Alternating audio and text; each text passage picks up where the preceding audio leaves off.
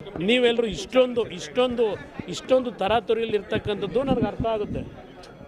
ಯಾರ್ಯಾರು ಕನ್ಸರ್ನ್ ಏನಿದೆ ಅನ್ನೋದು ನನಗೆ ಅರ್ಥ ಆಗುತ್ತೆ. ಇಲ್ಲಿ ಪ್ರಶ್ನೆ, ನಾನೀಗಾಗಲೇ ಈ ಪ್ರಕರಣದ ವಿಷಯ ಹೊರಗೆ ಬಂದ ತಕ್ಷಣವೇ ನಾನು ಹೇಳಿದ್ದೇನೆ, ಉಪ್ಪು ತಿಂದವನು ನೀರು ಕುಡಿಲೇಬೇಕು.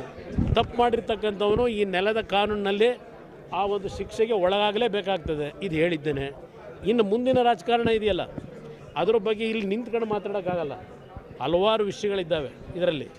ಈ ವಿಷಯಗಳನ್ನು ಸುದೀರ್ಘವಾಗಿ ನಿಮ್ಮ ಮುಂದೆ ಇಡ್ತೇನೆ. ಇವತ್ತಿನ ಕೋರ್ ಕಮಿಟಿನಲ್ಲಿ ಈ ಮುಂದಿನ 14 ಲೋಕಸಭಾ ಕ್ಷೇತ್ರದ ಚುನಾವಣೆ ಸಂಬಂಧಪಟ್ಟಾಗೆ ನಮ್ಮ ಕಾರ್ಯಕರ್ತರುಗಳು ಯಾವ ರೀತಿಯಲ್ಲಿ ಚುನಾವಣಾ ಪ್ರಚಾರದಲ್ಲಿ ಭಾಗಿಗಳಾಗಬೇಕು, 14 ಸ್ಥಾನದಲ್ಲೂ ಗೆಲ್ತಕ್ಕಂಥ ನಿಟ್ಟಿನಲ್ಲಿ ನಮ್ಮ ಕೊಡುಗೆ ಸಣ್ಣದಿರ್ಬೋದು ದೊಡ್ಡದಿರ್ಬೋದು, ನಮ್ಮ ಒಂದು ಶಕ್ತಿಯನ್ನು ಯಾವ ರೀತಿ 14 ಕ್ಷೇತ್ರದಲ್ಲೂ ಗೆಲ್ತಕ್ಕಂಥ ನಿಟ್ಟಿನಲ್ಲಿ ನಮ್ಮ ಕಾರ್ಯಕರ್ತರು ಕೆಲಸ ಮಾಡಬೇಕು. ಇದು ಪ್ರಮುಖವಾಗಿರ್ತಕ್ಕಂಥ ಒಂದು ಸಭೆ ಇವತ್ತು. ರಾಮನೆ ಪಾಪ ಅವರಿಗೆ ನಮ್ಮ ಪಕ್ಷದ ಇಮೇಜ್ ಹಾಳಾಗಬಾರ್ದು ಅಂತೇಳಿ ಅದಕ್ಕೋಸ್ಕರ ಅವ್ರು ಹೇಳಿದ್ದಾರೆ. ತಪ್ಪೇನು ಹೇಳಿಲ್ಲ, ನಾನೇ ಹೇಳಿದ್ದೇನಲ್ಲ, ತಪ್ಪಾಗಿದ್ದರೆ ಶಿಕ್ಷೆ ಆಗಬೇಕು ಅಂತ ಹೇಳಿ. ಈಗ ಇರ್ತಕ್ಕಂಥದ್ದು ಆರೋಪಿ ಸ್ಥಾನದಲ್ಲಿ. ಇದಕ್ಕೆ ಹಲವಾರು ವಿಷಯಗಳನ್ನು ನಾನು ಚರ್ಚೆ ಮಾಡಬೇಕಾಗಿದೆ. ಇಲ್ಲಿ ಸರ್ಕಾರದ ರೆಸ್ಪಾನ್ಸಿಬಿಲಿಟಿ ಏನಿದೆ, ಇಲ್ಲಿ ಇರ್ತಕ್ಕಂಥ ಮಹಿಳೆಯರಿಗೆ ರಕ್ಷಣೆ, ಮಹಾನ್ ನಾಯಕರು, ಮಹಾನ್ ನಾಯಕ ಕಾಂಗ್ರೆಸ್ನ ವರ್ಕರ್ಸ್ಗಳನ್ನು ಪ್ರತಿಭಟನೆ ಮಾಡಿಸಿರ್ತಕ್ಕಂಥದ್ದು ಇದೆಯಲ್ಲ, ಮಹಾನ್ ನಾಯಕರು, ಕಾಂಗ್ರೆಸ್ ನಾಯಕರು ಮಹಿಳೆಯರಿಗೆ ಯಾವ ಮಟ್ಟದ ಗೌರವ ಕೊಟ್ಟಿದ್ದಾರೆ, ಆ ಮಹಿಳೆಯರ ಬದುಕನ್ನು ಯಾವ ರೀತಿ ಇವತ್ತು ಬೀದಿಗೆ ತಂದಿದ್ದಾರೆ, ಅದೆಲ್ಲವನ್ನು ಚರ್ಚೆ ಮಾಡಬೇಕಾಗಿದೆ. ಇಲ್ಲಿ ಪ್ರಶ್ನೆ ಇಲ್ಲಿಯ ಈ ಪ್ರಕರಣದಲ್ಲಿ ಇರ್ತಕ್ಕಂಥ ಪ್ರಮುಖ ಆರೋಪಿಯ ಸತ್ಯಾಸತ್ಯತೆ ಹೊರಗೆ ಬರತಕ್ಕಂಥದ್ದು ಒಂದು ಭಾಗ. ಈ ಪ್ರಕರಣದಲ್ಲಿ ಯಾವ ರೀತಿಯಲ್ಲಿ ಪೆನ್ ಡ್ರೈವ್ಗಳು ಸರ್ಕ್ಯುಲೇಟ್ ಮಾಡಿದಂಥ ಮಹಾನ್ ನಾಯಕ ಯಾರು, ಯಾವ ಕಾರಣಕ್ಕೋಸ್ಕರವಾಗಿ ಅದನ್ನು ಸರ್ಕ್ಯುಲೇಟ್ ಮಾಡಿದ್ರು, ಎಷ್ಟು ತಿಂಗಳ ಹಿಂದೆ ಆ ಮಹಾನ್ ನಾಯಕನಿಗೆ ವಿಷಯಗಳೆಲ್ಲ ಗೊತ್ತಿತ್ತು. ಇದನ್ನೇ ಇಲ್ಲಿರ್ತಕ್ಕಂಥ ಪ್ರಶ್ನೆ. ದೊಡ್ಡ ಅಪರಾಧ ಇಲ್ಲಿ ಏನು ನೀವು SIT ಕೊಟ್ಟಿದ್ದೀರಿ, ಅದಕ್ಕಿಂತಲೂ ಮಹಾನ್ ಅಪರಾಧ ಮಾಡಿರೋದು ಇದೇ ನಿಮ್ಮ ಕಾಂಗ್ರೆಸ್ನ ಮಹಾನ್ ನಾಯಕ ಡೆಪ್ಟಿ CM. ಇದರ ಬಗ್ಗೆ ಸುದೀರ್ಘವಾಗಿ ಎಲ್ಲ ವಿಷಯ ಹೇಳೋಣ, ಚರ್ಚೆ ಮಾಡೋಣ, ಸಮಾಧಾನವಾಗಿ ಚರ್ಚೆ ಮಾಡೋಣ. ನಾನಿಲ್ಲಿ ಪಲಾಯನವಾದ ಮಾಡೋನಲ್ಲ. ಇಲ್ಲ, ನಮ್ಮ ಕುಟುಂಬ ಅಂತಕ್ಕಂಥ ಕುಟುಂಬ ರೇವಣ್ಣ ಅವರ ಕುಟುಂಬದಲ್ಲಿ ಈ ವಿಷಯವನ್ನು ಕೆದಕಿದ್ದಾರೆ.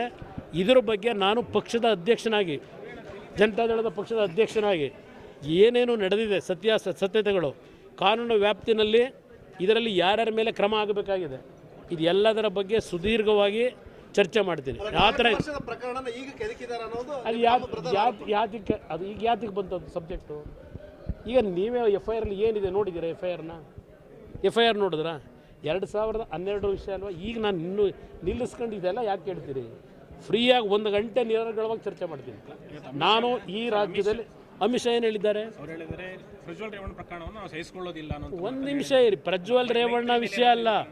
ಅಮಿತ್ ಶಾ ಅವರು ಹೇಳಿರ್ತಕ್ಕಂಥದ್ದು ಈ ದೇಶದ ಮಹಿಳೆಯರ ಬಗ್ಗೆ, ಮಾತೃಶಕ್ತಿಯ ಬಗ್ಗೆ ಏನಾದರೂ ತೊಂದರೆಗಳಾದಾಗ BJP ಅವ್ರ ಪರವಾಗಿ ನಿಂತಿದ್ದೇವೆ, ಈಗಲೂ ನಿಲ್ತೀವಿ ಅಂತಕ್ಕಂಥ ಅಮಿತ್ ಶಾ ಹೇಳಿದ್ದಾರೆ. ಪ್ರಜ್ವಲ್ ರೇವಣ್ಣ ಅವ್ರ ವಿಷಯದಲ್ಲಿ JDS ಪಕ್ಷ ಅವ್ರು ತೀರ್ಮಾನ ಮಾಡ್ತಾರೆ ಅಂತಕ್ಕಂಥ ಹೇಳಿದ್ದಾರೆ. ಅವರು ಪ್ರಜ್ವಲ್ ರೇವಣ್ಣ ಅವ್ರ ಬಗ್ಗೆ ಏನು ಚರ್ಚೆ ಮಾಡಿಲ್ಲ, ಅದನ್ನು ನಮಗೆ ಬಿಟ್ಟಿದ್ದಾರೆ. ಇಲ್ಲಿ ಯಾರೂ ಗಾಬರಿ ಆಗಬೇಕಾಗಿಲ್ಲ, ನಿಮಗೆ ಆತಂಕವೂ ಬೇಡ. ಈ ನಾಡಿನ ಹೆಣ್ಣು ಮಕ್ಕಳ ವಿಷಯದಲ್ಲಿ, ಮಹಿಳೆಯರ ವಿಷಯದಲ್ಲಿ ಯಾರ್ಯಾರು ಎಷ್ಟರ ಮಟ್ಟಿಗೆ ಗೌರವಯುತವಾಗಿ ನಡೆಸ್ಕೊಂಡಿದ್ದೇವೆ ಚರ್ಚೆ ಮಾಡಲಿಕ್ಕೆ ಓಪನ್ ಆಗಿ ಸಿದ್ಧ ಇದ್ದೇನೆ. ಮೊನ್ನೆ ಅದೆಂಥದ್ದು ನಾನು 5 ಗ್ಯಾರಂಟಿ ಬಗ್ಗೆ ಚರ್ಚೆ ಮಾಡಿದಾಗ ಒಂದು ಪದ ಬಳಸ್ತೆ ಅಂತೇಳಿ ಏನು ಮಹಾನ್ ನಾಯಕ ಹೇಳಿದ್ನಲ್ಲ, ಈ ಮಹಾನ್ ನಾಯಕನ ಏನು ನಡವಳಿಕೆ ಈಗ ಒಂದು ವಾರದಿಂದ ನಡೆದಿದೆಯಲ್ಲ, ಚರ್ಚೆ ಮಾಡೋದು ಬನ್ನಿ. ನಾನು ಹೇಳ್ತಿರೋದಲ್ಲ, ನೀವೇ ಬಿತ್ತರಿಸಿದಿರಲ್ಲ. ದೇವರಾಜೇಗೌಡ ಅಂತ ಒಬ್ಬ ರೆಸ್ಪಾನ್ಸಿಬಲ್ ಒಬ್ಬ ಅಡ್ವೊಕೇಟ್ ಅವರೇ ಹೇಳಿದ್ದಾರಲ್ಲ, ನಾನು ಹೇಳ್ತಿರೋದಲ್ಲ. ಇದು ಏನೇನು ನಡೀತು ಈ ಪ್ರಕರಣ ಅಂತ ಹೇಳಿ ಇವತ್ತು ಆ ಅಡ್ವೊಕೇಟ್ ಏನು ಹೇಳಿದ್ದಾರೆ, ಅಡ್ವೊಕೇಟ್ ಅವರಿಗೆ ಎಲ್ಲ ಮಾಹಿತಿ ಇದೆ. ಯಾರು ಕಾರ್ತಿಕ್ ಅಂತ ಹುಡುಗ ಮೊದಲು ಹೋಗಿರ್ತಕ್ಕಂಥ ಅವ್ರನ್ನ ಅಪ್ರೋಚ್ ಮಾಡಿರೋದು. ಅದಾದ ನಂತರ ಏನೇನು ಬೆಳವಣಿಗೆ ಆಗಿದೆ ಅಡ್ವೊಕೇಟ್ ಇವತ್ತು ನಿಮ್ಮ ಮುಂದೆ ಹೇಳಿದ್ದಾರೆ. ಇದಕ್ಕೆ ಯಾರು ರೆಸ್ಪಾನ್ಸಿಬಿಲಿಟಿ, ಇದನ್ನು ತನಿಖೆ ಯಾರು ಮಾಡ್ತಾರೆ? ಅಲ್ವೇ ನೀವೇ ಹೇಳಿ ರೀ. ಒಂದು ನಿಮಿಷ ಇರ್ರಿ, ಕೊಟ್ಟಿದ್ದಾರ ಬಿಟ್ಟದ್ದು ಯಾರಿಗೆ ಕೊಟ್ಟಿದ್ದಾಗಿದ್ರೆ 1 ನಿಮಿಷ ಇರ್ರಿ. ಆಗಿದ್ರೆ ಇವನಿಗೆ ಹೆಂಗ್ರಿ ಸಿಕ್ತು? ನಿಮ್ಮ ಡೆಪ್ಟಿ CMಗೆ ಹೆಂಗ್ರಿ ಸಿಕ್ತು? ನಿಮ್ಮ ಡೆಪ್ಟಿ CM ಇದರಲ್ಲಿ ಎಕ್ಸ್ಪರ್ಟ್ ಅಲ್ವೇನ್ರಿ? ಯಾಕೆ ನಿಮ್ಗೆ ಆ ಥರ ಚರ್ಚೆ ಮಾಡೋಣ?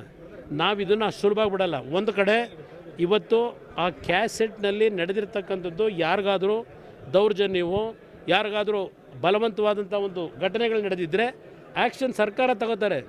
SIT ರಚನೆ ಆಗಿದೆ. ಅದಕ್ಕೆ ನಮ್ಮ ರಾಜಿ ಇಲ್ಲ. ಈ ನಾಡಿನಲ್ಲಿ ಯಾವುದೇ ಕುಟುಂಬದ ಮಹಿಳೆಗೆ ಅನ್ಯಾಯ ಆದರೂ ಅದ್ರ ಪರವಾಗಿ ಧ್ವನಿ ಎತ್ತಕ್ಕಂಥವ್ರು ನಾವು. ಅದರಲ್ಲಿ ಯಾವ ತಕರಾರಿಲ್ಲ. ನಾನು ಇಡೀ ರಾಜ್ಯದ ತಂದೆ ತಾಯಂದಿರಿಗೆ, ನನ್ನ ತಾಯಂದಿರಿಗೆ, ಸಹೋದರಿಯರಿಗೆ ಹೇಳ್ತಕ್ಕಂಥದ್ದು, ಯಾರೂ ಆತಂಕಕ್ಕೆ ಒಳಗಾಗಬೇಕಾಗಿಲ್ಲ. ನಿಮ್ಮ ಜೊತೆಯಲ್ಲಿ ನಾವಿದ್ದೇವೆ, ದೇವೇಗೌಡರು ನಾನು ಇದ್ದೇವೆ.